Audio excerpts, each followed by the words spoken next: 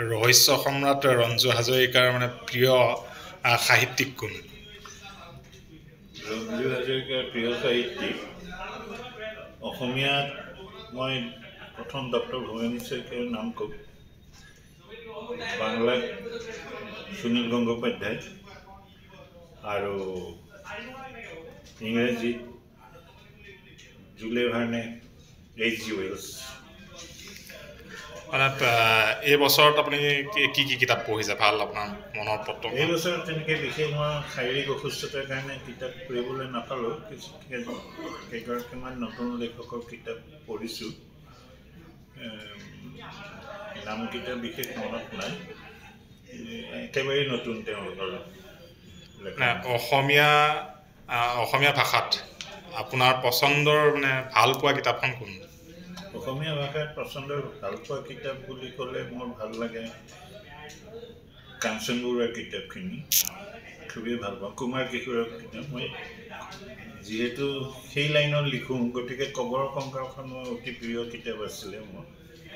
আৰু কিংকিণী কলংক, তাৰপিছত ৰজনীকান্ত বৰদলৈৰ মনোমতিখনো মই বিশেষ ভাল পাইছিলোঁ। তাৰপিছতে আপোনাৰ প্ৰিয় কবি কোন? প্ৰিয় কবি বুলি ক'লে মই পুৰণি কবিতাবোৰলৈ যাব লাগিব। পুৰণি কবি ৰঘুনাথ চৌধুৰী মোৰ প্ৰিয় কবি, আৰু হিতেশ্বৰ বৰবৰুৱা, যি মালশ্বৰ কবি বুলি কয়, ৰত্নকান্ত বৰকাকতি মোৰ প্ৰিয় কবি। আপোনাৰ লেখক জীৱনত কোন কেইগৰাকী লেখক বা কিতাপে প্ৰভাৱ বিস্তাৰ কৰিছে বুলি আপুনি ভাবে?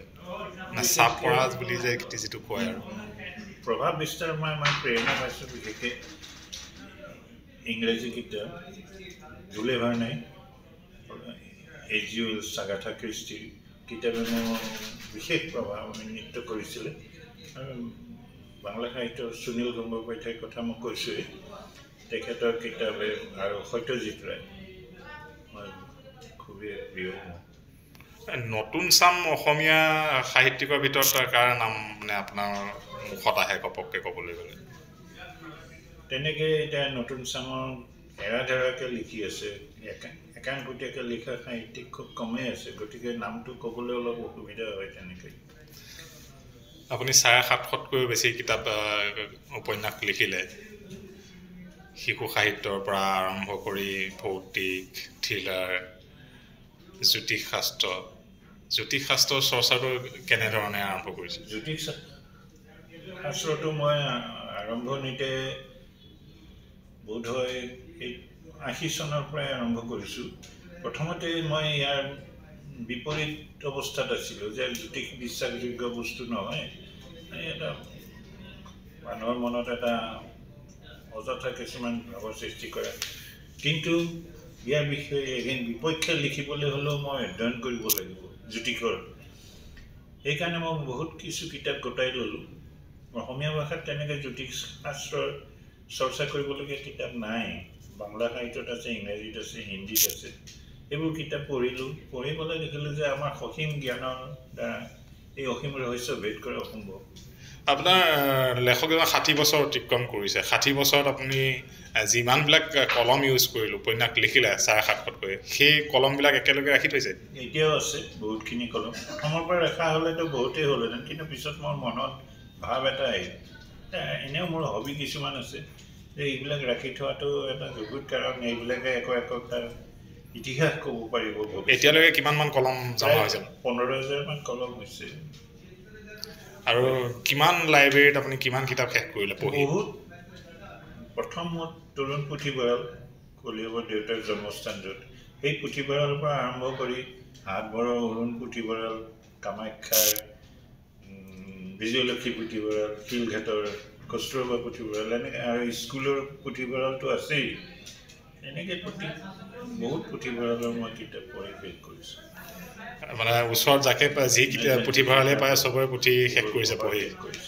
আৰু মোৰ বন্ধু বান্ধৱসকলেও কিতাপ আনি মোক সেইবোৰ পুথিভঁৰালৰ পৰা আনি গোটাই দিছোঁ, যিবোৰ মই যাব নোৱাৰোঁ। প্ৰথম প্ৰেম কেতিয়া হৈছিল আপোনাৰ? প্ৰথম প্ৰেম বুলি ক'লে প্ৰথমেই শেষ বুলি ক'ব লাগিব। এনেইতো মানুহৰ জীৱনত বহুতবাৰ প্ৰেম আহে, কিন্তু যিটো প্ৰেম আহিছিলে মই চাহ বাগিনাত চাকৰি কৰি থকা অৱস্থাত, আৰু সেই প্ৰেমেৰে মোৰ বিবাহ সম্পন্ন হৈছিলে। স্কুলীয়া জীৱনত প্ৰেম? স্কুলীয়া জীৱনৰ প্ৰেম স্থায়ী নহয়, আৰু তেনেকুৱা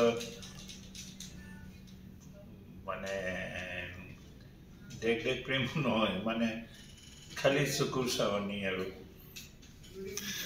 ৰহস্য সাহিত্য সৃষ্টি কৰিব গৈ ভূত প্ৰেতৰ ভৌতিক যিখিনি কাহিনী আপুনি পাঠকক কৈছে বিভিন্ন উপন্যাসৰ জৰিয়তে, আপুনিও ভূত প্ৰেতৰ সন্মুখীন হৈছে?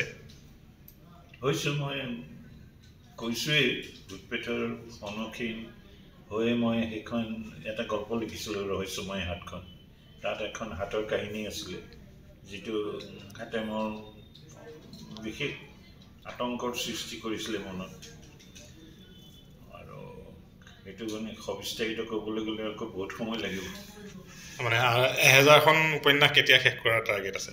টাৰ্গেটটো আছে, যিমান পাৰোঁ সোনকালে শেষ কৰোঁ, কিন্তু স্বাস্থ্যও অনুকূলে থাকিব লাগিব, আৰু মানসিক অৱস্থাটো থাকিব লাগিব। এতিয়াতো কিতাপৰ বজাৰটোৱে একেবাৰে বেয়া, প্ৰত্যেক প্ৰকাশকে ক'ব। মানে এই গ্ৰন্থমেলাবোৰ হৈ নাথাকিলে হয়তো কিতাপৰ বজাৰখনেই নাথাকিলে। আগৰ সেই পাণবজাৰ, এতিয়াৰ পাণবজাৰৰ মাজত আকাশ পাতাল পাৰ্থক্য।